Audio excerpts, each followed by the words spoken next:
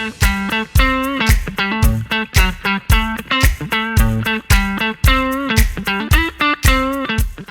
To BRK news. So జనరల్గా women health పరంగా ఎలాంటి జాగ్రత్తలు తీసుకోవాలి, అసలు గైనిక్ ఇష్యూస్ అనేవి ఎలాంటివి వస్తూ ఉంటాయి, రాకుండా జాగ్రత్తలు ఏంటి, ట్రీట్మెంట్స్ ఏమున్నాయి, వ్యాక్సిన్స్ ఏమున్నాయి, పూర్తి వివరాలు తెలుసుకుందాం.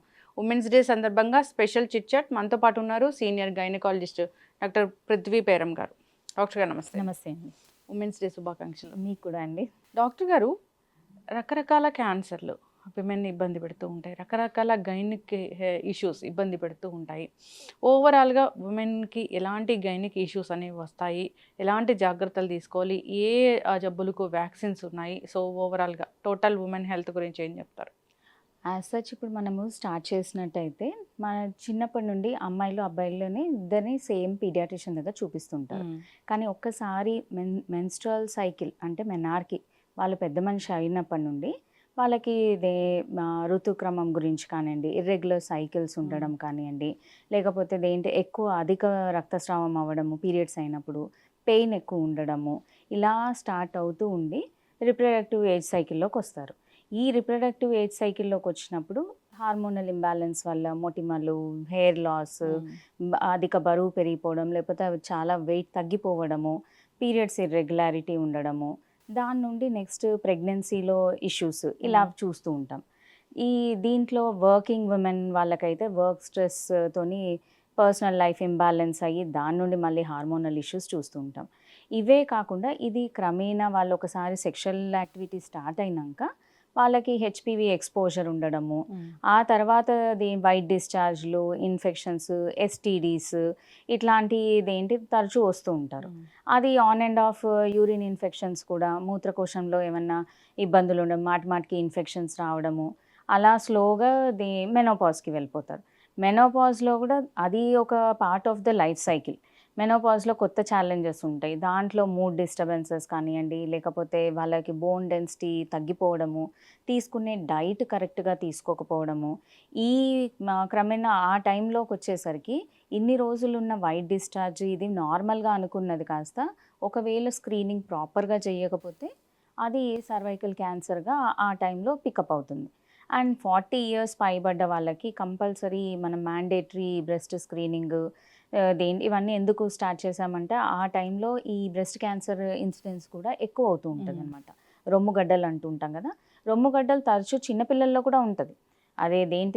పెద్ద మనిషి కాని వాళ్ళల్లో కూడా ఉంటుంది, కానీ అవి నార్మల్ గడ్డలుగా ఉంటాయి. అది ఎటువంటి గడ్డ అనేది ముందే తెలుసుకుంటూ ఉండాలి. అండ్ 40 ఏళ్ళు పైబడ్డ వాళ్ళకి మాత్రం అది క్యాన్సర్గా పరిగణించే ఛాన్సెస్ ఎక్కువ ఉంటాయి. సో అక్కడ స్క్రీనింగ్ అనేది స్టార్ట్ అవుతూ ఉంటుంది. యాజ్ వృద్ధాప్యంలో వెళ్ళాక పోస్ట్ మెనోపాజ్ అంటే పీరియడ్స్ మొత్తం ఆగిపోయినాక కూడా కొంతమందికి బ్లీడింగ్ స్టార్ట్ అవుతుంది. ఆ బ్లీడింగ్ ఎందువల్ల వచ్చింది?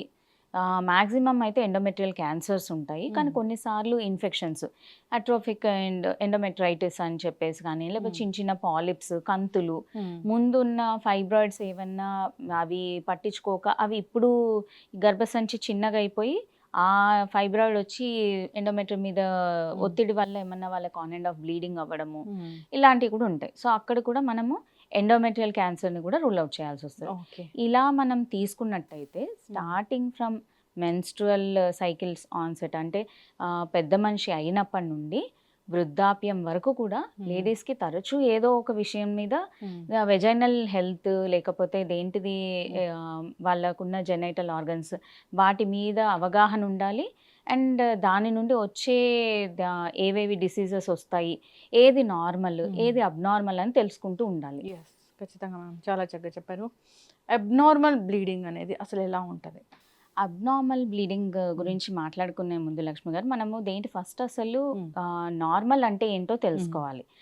మామూలుగా ఏంటంటే నార్మల్గా చూసుకున్నట్టయితే ఒక పీరియడ్ సైకిల్ లెంత్ వచ్చేసి 21 నుండి 35 రోజుల వరకు ఉంటుంది.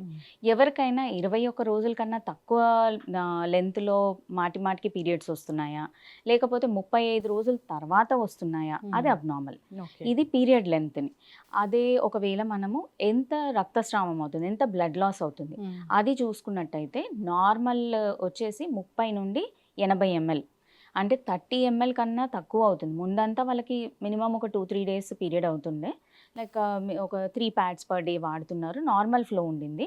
సడన్గా వాళ్ళకి తగ్గిపోతుంది అని అంటే అది ఏ హార్మోన్ వల్ల అవుతుందా, ఇన్ఫెక్షన్స్, టీబీ లాంటి ఇన్ఫెక్షన్ వల్ల అవుతుందా అన్నది చెక్ చేసుకోవాల్సి వస్తుంది. ఇది వచ్చేసరికి మనము తక్కువ బ్లడ్ గురించి మాట్లాడాం. అదే కొంతమందికి విపరీతమైన బ్లడ్ లాస్ అయిపోతుంది, వాళ్ళు అనెమిక్ అంటే రక్తం హీనతలోకి వెళ్ళిపోతారు, హిమోగ్లోబిన్ పడిపోతూ ఉంటుంది అనమాట. ఇది ఎప్పుడు అవుతుందంటే రోజుకి కనీసం ఒక 5 to 6 ప్యాడ్స్ వాడడము, గడ్డలుగా రక్తం వెళ్ళిపోవడము, 80 ml కన్నా ఎక్కువ అవ్వడం. ఇది కూడా మళ్ళీ స్టార్టింగ్ చూసినట్టయితే హార్మోన్ ఇంబ్యాలెన్స్, స్ట్రెస్, లేకపోతే యూట్రస్లో ఫైబ్రాయిడ్స్, కంతులు అంటాం కదా, కంతులు, పాలిప్స్ ఇట్లాంటివి ఉన్నప్పుడు కూడా కంపల్సరీ చూస్తూ ఉంటాం అనమాట. సో అది డెఫినెట్గా డాక్టర్కి అప్రోచ్ అవ్వాలి. అందుకే నేను ఎక్కువగా స్ట్రెస్ చేసేది ఏంటంటే నార్మల్ ఏంటి తెలవాలి వాళ్ళకి, 30 to 50 ml.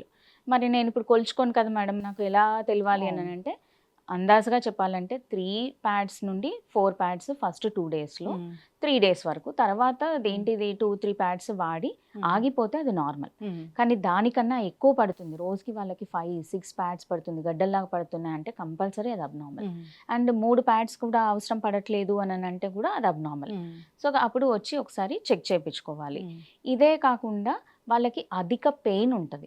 మామూలుగా తరచూ మనం ఏం చూస్తాము, మొదటి రోజో లేకపోతే రెండో రోజు అదేంటి మెన్స్ట్రువల్ సైకిల్లో ఎక్కువ బ్లడ్ సప్లై ఉండడము అండ్ పెల్విక్ కంజెషన్ వల్ల కొంచెము పెయిన్ ఉంటుంది, అది నార్మల్ ఉంటుంది. అండ్ కాకపోతే అది ఎట్లా కొద్దిగా ఏదైనా హాట్ బ్యాగ్ వాడడం అన్నా, లేకపోతే 1-2 మందులు వేసుకోవడం, నొప్పి తగ్గేందుకు మందులు వేసుకున్నప్పుడు అది తగ్గిపోతుంది. ఇలా కాకుండా విపరీతమైన నొప్పి, వాళ్ళు చేసే పని వాళ్ళు చేయలేకపోవడము, ఆఫీస్కి కానీ లేకపోతే స్కూళ్ళకి కానీ పిల్లలు వెళ్ళలేకపోవడము, ఇంట్లో ఉన్న ఆడవాళ్ళు కూడా వాళ్ళ ఎటువంటి పని చేసుకోలేకపోవడం, అతిగా చిరాకు పడడము, అరవడము, వాళ్ళకి చాలా వీక్నెస్గా ఉంటుంది. ఇలాంటివి ఉన్నప్పుడు కూడా దీన్ని సివియర్ డిస్మెనోరియా అంటాం. Severe premenstrual cycle syndrome and also severe dysmenorrhoea అంటాం. ఇలా ఉన్న వాళ్ళు కూడా కంపల్సరీ డాక్టర్ దగ్గరకు వచ్చి చూపించుకోవాలి. 1 డే ఓకే, కాకపోతే దానికన్నా ఇంకా ఎక్కువ వాళ్ళు అసలు ఎటువంటి పని చేయలేకపోతున్నారు అంటే డెఫినెట్గా వచ్చి డాక్టర్ దగ్గర చెక్ చేయించుకోవాలి. ఇవన్నిటినీ కూడా మనం అబ్నార్మల్ యూట్రైన్ బ్లీడింగ్ దాంట్లోకి కన్సిడర్ చేసుకోవచ్చు. అధికంగా బ్లడ్ వెళ్ళడం కానీ, తక్కువ బ్లడ్ లూజ్ అవ్వడం కానివ్వండి, లేదు ఎక్కువ రోజులు. ఇంకొకటి ఏంటి అంటే ఎన్ని రోజులు అవుతుంది, 3 నుండి 7 అనుకున్నాం కదా, 7 days 3 days కన్నా తక్కువ అవినా అబ్నార్మలే, లేదు ఒకవేళ 7 days కన్నా ఎక్కువ అవుతున్నా, 8 రోజులు 9 రోజులు 10 రోజులు కొంచెం కొంచెం స్పాటింగ్ అవుతుంది డాక్టర్, కానీ ఎక్కువ ఇబ్బంది లేదు, కానీ రోజు ప్యాడ్ వాడుతున్నాను ఇలా చెప్తూ ఉంటారు. సో అది కూడా అబ్నార్మల్ అండి. మనకి తరచు ఏంటంటే 7th day వరకు మాక్సిమం క్లోజ్ అయిపోవాలి. 7th క్రాస్ అవుతుంది అంటే కూడా అది అబ్నార్మల్ కింద కన్సిడర్ చేయాలి. ఇప్పుడు ముందు రావడము తర్వాత లేట్గా రావడం అది కూడా అబ్నార్మల్గానే కన్సిడర్ చేస్తాం. అవును, అంటే చెప్పాను కదా, ఇప్పుడు 21 days కన్నా ముందు రావడం అంటే నెలలో ఫిబ్రవరి అనుకోండి, ఇప్పుడు ఫిబ్రవరి నెలలో 1వ తారీఖు వచ్చింది, మళ్ళీ 23వ 24వ తారీఖు వచ్చింది అనుకోండి, అది నార్మల్ కింద కన్సిడర్ చేస్తాం. అదే 18వ తారీఖుకి 15వ రోజులకు వచ్చేసిందంటే అది కంపల్సరీ. చాలామంది వస్తారు, మేడం నాకు నెలలో 2 సార్లు అయిపోతుంది, కానీ వాళ్ళకి నెల మొదట్లో వచ్చి మళ్ళీ 24వ తారీఖు 25వ తారీఖు వస్తుంది అనుకోండి, అది నార్మల్ అనమాట. అదే ఒకవేళ 20 days కన్నా తక్కువ పీరియడ్లో వస్తుంది అంటే అది డెఫినెట్గా అబ్నార్మల్ కింద కన్సిడర్ చేయాలి. అండ్ డాక్టర్ దగ్గరికి వచ్చి చెక్ చేయించుకోవాలి, గైనకాలజిస్ట్ దగ్గరికి వచ్చి చూపించుకుంటే అది ఏ ఫేజ్లో ఉన్నారు, వాళ్ళ ఏజ్ బట్టి వాళ్ళకి ఉన్న కండిషన్స్ అన్నీ ఎగ్జామిన్ చేసి అప్పుడు చెప్పడం జరుగుతుంటుంది అనమాట. ఇప్పుడు విమెన్కి ఎలాంటి వ్యాక్సిన్స్ ఉన్నాయి డాక్టర్ గారు? ఈ క్యాన్సర్కి సంబంధించి కావచ్చు, ఈ హెవీ బ్లీడింగ్ ఇష్యూస్ రాకుండా అలాంటి వాటికి కూడా వ్యాక్సిన్స్ ఉంటాయి? హెవీ బ్లీడింగ్ రాకుండా ఉండేందుకంటూ వ్యాక్సిన్స్ ఏం లేదండి. కాకపోతే మనకున్న క్యాన్సర్స్లో one of the most beautiful cancer against human papilloma virus. ఈ హెచ్పివి వైరస్కి అగెయిన్స్ట్గా ఒక వ్యాక్సిన్ ఉంది, దాని హెచ్పివి వ్యాక్సిన్ అంటాము. ఇప్పుడు లేటెస్ట్గా మనకు గాడాసిల్, సర్వారెక్స్ అని ఇట్లా లాస్ట్ ఇయర్ నిర్మలా సీతారామన్ గారు ప్రవేశపెట్టిన బిల్లో అది మ్యాండేటరీ 9 నుండి 15 ఏళ్ల వయసులో ఆడపిల్లలకి స్కూల్ కరికులంలోనే ఇవ్వాలని స్టార్ట్ చేయించారు. అది హెచ్పివి వ్యాక్సిన్. అదేంటంటే సర్వైకల్ క్యాన్సర్ వ్యాక్సిన్. ఈ హెచ్పివి వ్యాక్సిన్ దాదాపు 190 స్ట్రెయిన్స్ దాకా ఉంటాయన్నమాట. దీంట్లో ఇప్పటి వరకు మనకి సోఫార్ 9 స్ట్రెయిన్స్కి వరకు వ్యాక్సిన్ రావడం జరిగింది. గవర్నమెంట్ ఇంట్రడ్యూస్ చేసింది 2 స్ట్రెయిన్స్కి రిలీజ్ చేసింది. ఈ 2 స్ట్రెయిన్స్లో మ్యాక్సిమం 2 స్ట్రెయిన్స్ 16, 18, 16 and 18, 6, 11 ఇవి ఈ 16 and 18 utmost high risk cancer causing strains అంటాం అనమాట. వీటి వల్ల క్యాన్సర్ వచ్చే గుణాలు ఉంటుంది. ఇది ఎప్పుడైతే సెక్షువల్ యాక్టివిటీ స్టార్ట్ అవుతుందో, లైంగిక సంబంధం స్టార్ట్ అయినాక ఆ తర్వాత వీళ్ళకి ఇన్ఫెక్షన్ అనేది రావడం జరుగుతుంది. చాలా వరకు ఈ ఇన్ఫెక్షన్ వెళ్ళిపోతుంది. 80% దేంటి క్లియర్ ఆఫ్ అయిపోతుంది. నార్మల్గా మంచి ఇమ్యూనిటీ ఉన్న వాళ్ళకి వెళ్ళిపోతుంది. కాకపోతే ఒక 20% మాత్రం అలానే ఉంటుంది. అది ఎప్పుడైనా వీళ్ళ ఇమ్యూనిటీ తగ్గిపోయినట్టయితే, అంటే వీళ్ళకి డయాబెటీస్, హెచ్ఐవి, లేకపోతే ఇంకేమైనా మల్టిపుల్ పార్ట్నర్స్ ఉండడం కానివ్వండి, టీబీ లాంటిది రానివ్వడం కానివ్వండి, ఇలా లేకపోతే తరచూ పార్ట్నర్ వల్ల ఆ ఇన్ఫెక్షన్ రిపీటెడ్గా వాళ్ళ బాడీలోకి ఎంటర్ అయినట్టయితే అప్పుడు అది యాక్టివేట్ అవుతుంది. దగ్గర ఒక 10 నుండి 20 సంవత్సరాల లోపల యాక్టివేట్ అవుతుంది.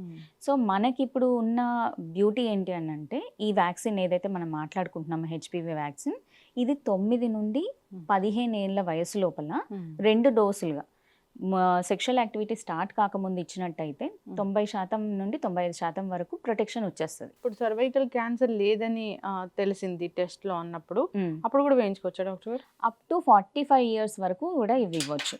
ఇప్పుడు ఏంటి, మనం 9 నుండి 15 వరకు 2 డోసెస్ది మాట్లాడాం.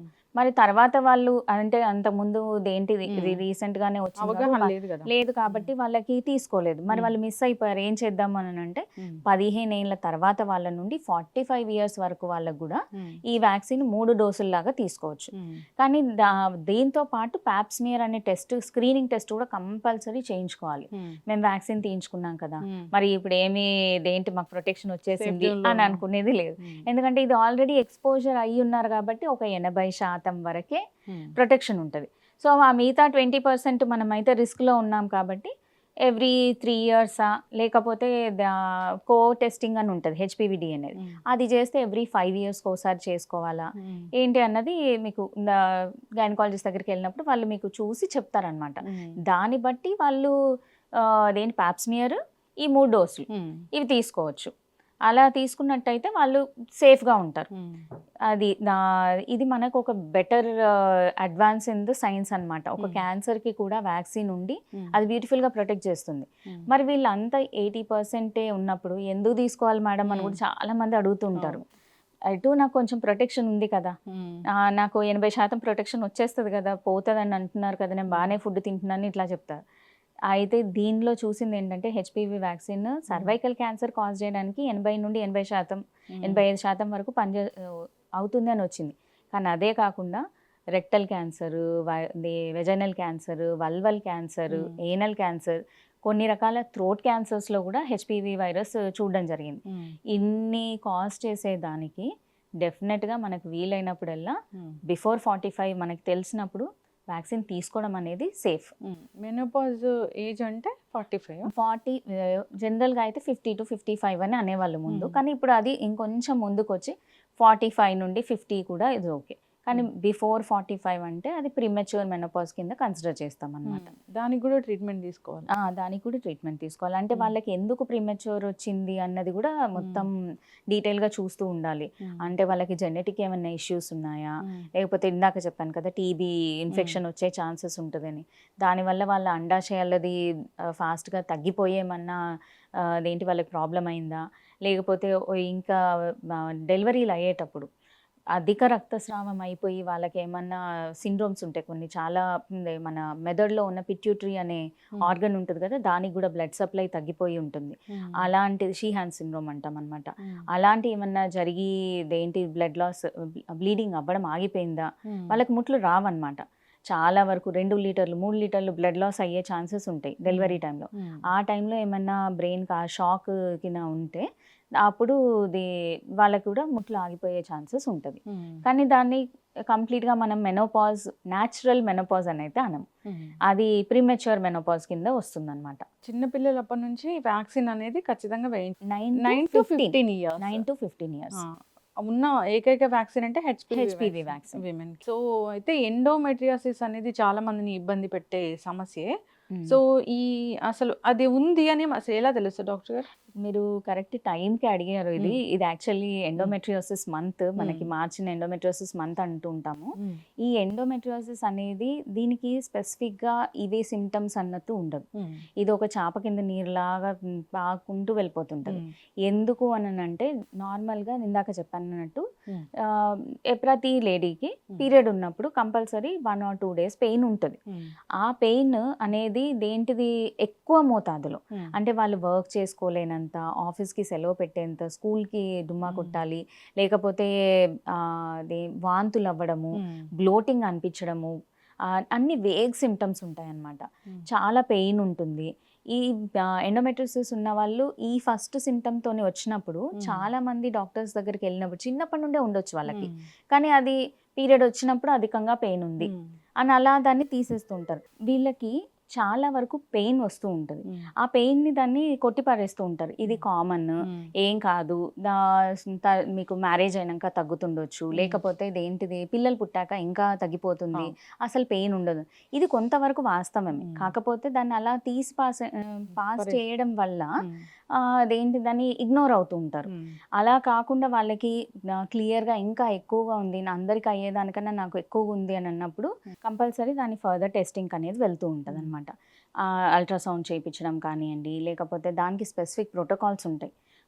స్పెసిఫిక్ అల్ట్రాసౌండ్స్ చేయించడము, 3D స్కాన్స్ కానివ్వండి, లేకపోతే MRI పెల్విస్ కూడా చేయాల్సి వచ్చే ఛాన్సెస్ ఉంటుంది.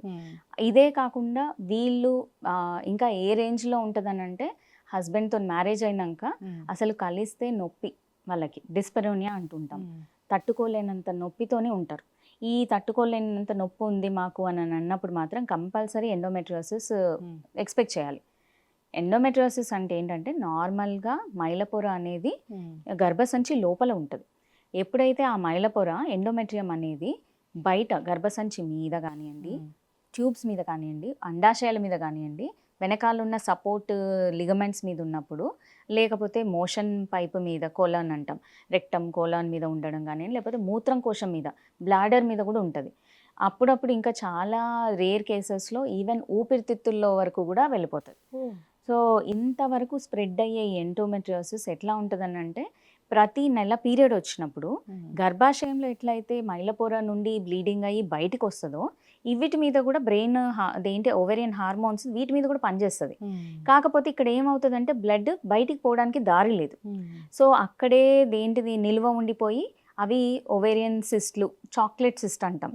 అంటే ఒక రకమైన చేంజ్డ్ బ్లడ్ కలర్తోని చాక్లెట్ రంగులో అయిపోతుంది. అసలు చెప్పుకోవాలంటే చాక్లెట్ తినొద్దు మేము అవి చూసాక. కాకపోతే అవి విపరీతమైన పెయిన్ఫుల్ చాక్లెట్ సిస్ట్ లాగా ఫామ్ అవుతుంది. అదే అండాశయాలు ఉంటాయి. అదే ఈ లిగమెంట్స్ మీద ఉన్నా కానీ, లేకపోతే బ్లాడర్ మీద ఉన్నా కానీ, వాళ్ళకి ఎక్కడెక్కడ ఉంటే దాని మీద అలా పెయిన్ ఉంటుంది. మూత్రం పోస్తే నొప్పి ఉంటుంది, లేకపోతే దగ్గినప్పుడు వాళ్ళకి పీరియడ్ వచ్చినప్పుడల్లా దగ్గు స్టార్ట్ అవుతుంది. అండ్ కొంతమందికి కొంచెం బ్లడ్ కూడా స్ట్రీకి బ్లడ్ లాగా కూడా వచ్చే ఛాన్సెస్ ఉంటుంది. విపరీతమైన కాఫ్ ఉంటుంది అండ్ పెయిన్, మోషన్ పోవడంలో పెయిన్ ఉంటుంది. అందుకే అన్నాను కదా, కొంచెం తినంగానే, ఒకవేళ అది కోలాన్ వాటి మీద ఉంటే కొంచెం తినంగానే పొట్ట మొత్తం ఆయాసం అయినట్టు, ఉబ్బసంగా ఉన్నట్టు, వాళ్ళకి అసలు మోషన్స్ అయిపోతాయి. కొంతమందికి అసలు మోషనే కాదు. అలా వేగ్ సిమ్టమ్స్ ఉంటుంది. హస్బెండ్తో అసలు కలవడానికి వాళ్ళు ఇష్టపడరు. దాన్ని సివియర్ డిస్పెరోనియా అంటుంటాం అనమాట. కంపల్సరీ ఇలాంటి లేడీస్లో మనము ఎండోమెట్రియోసిస్ రూల్ అవుట్ చేసుకోవాలి. దీనికి ఏంటంటే మళ్ళీ ఏదైనా బ్లడ్ టెస్ట్ చేస్తే, ఇప్పుడు టైఫాయిడ్ ఉంది, దానికి ఒక బ్లడ్ టెస్ట్ చేసాము, తెలిసిపోయింది. ఇలా దీనికి పర్టికులర్గా ఒక బ్లడ్ టెస్ట్ అంటూ లేదు. కాకపోతే ఒక ట్యూమర్ మార్కర్ CA-125 అని ఉంటుంది.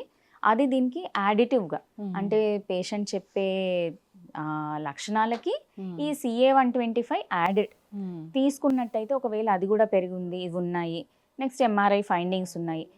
డయాగ్నోస్టిక్ అంటే దీనికి డయాగ్నోస్టిక్ ల్యాబ్. ఒకప్పుడు నేను చదువుకుంటున్న కాలంలో అదే చెప్పేవాళ్ళు, డయాగ్నోస్టిక్ అదే ఉండిందని.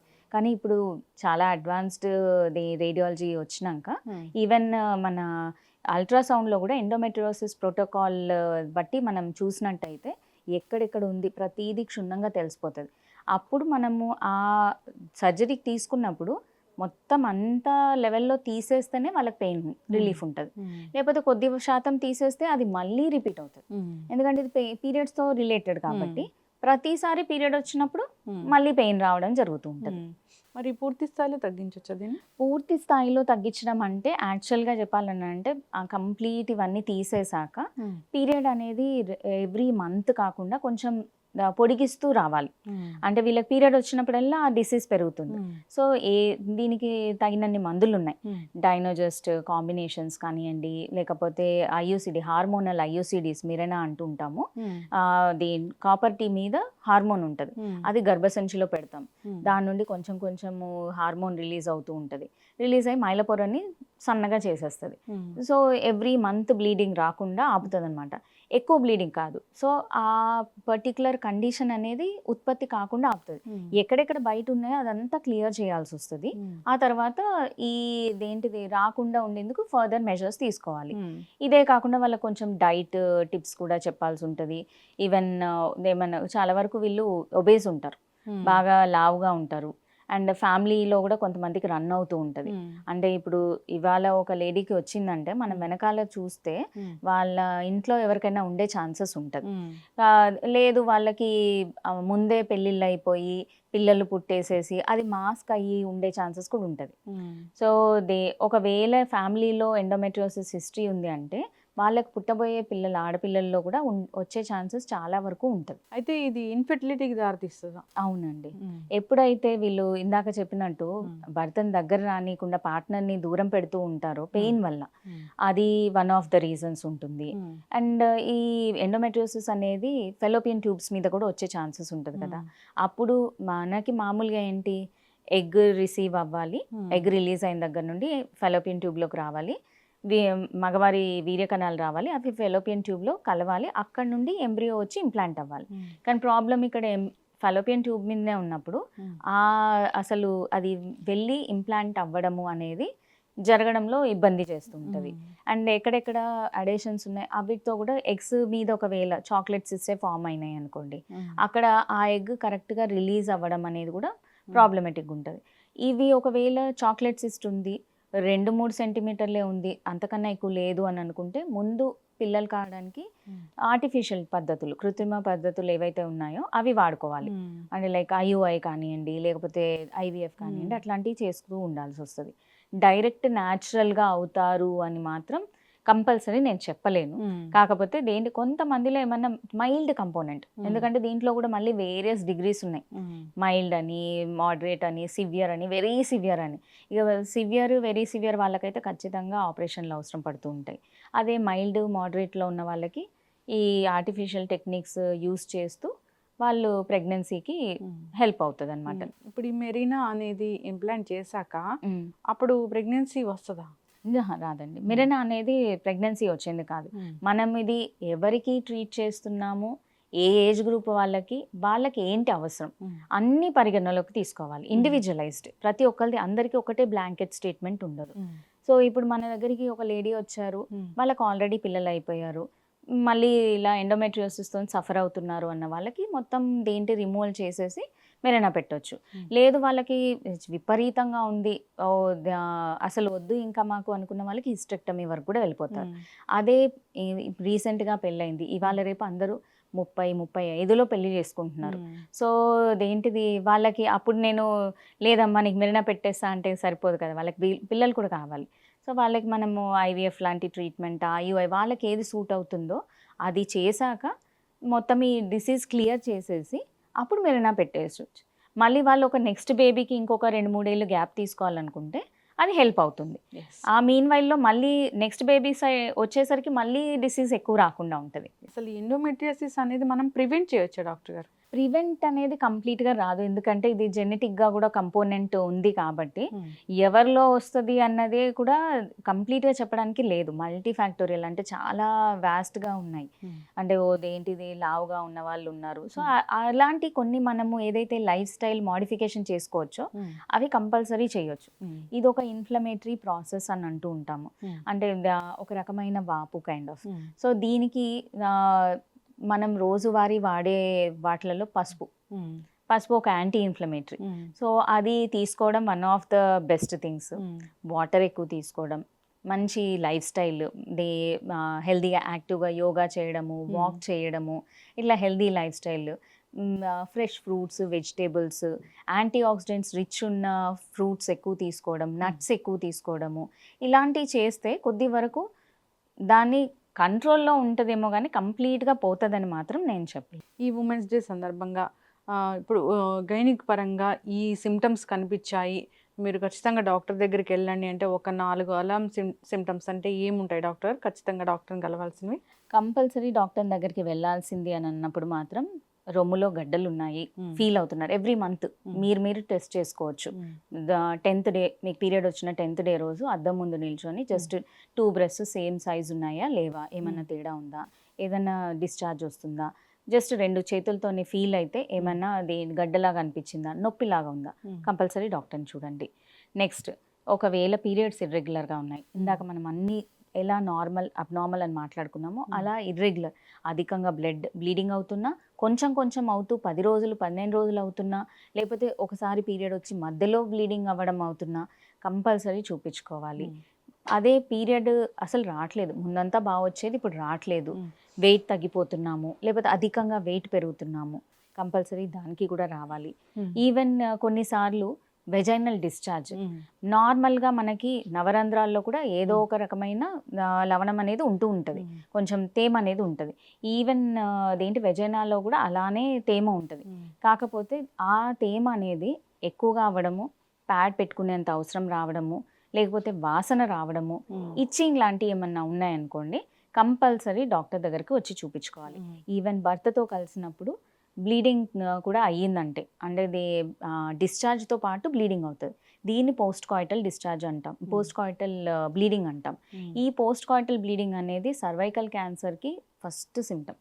సో అది యాక్టివ్గా ఉన్న హస్బెండ్ వైఫ్ వాళ్ళకి కనపడుతుంది, ఎందుకంటే అక్కడ గ్రోత్ ఫామ్ అవుతుంది కదా సర్విక్స్ మీద, కలిసినప్పుడు అది మూవ్ అయ్యి బ్లీడింగ్ అయ్యే ఛాన్సెస్ ఉంటుంది.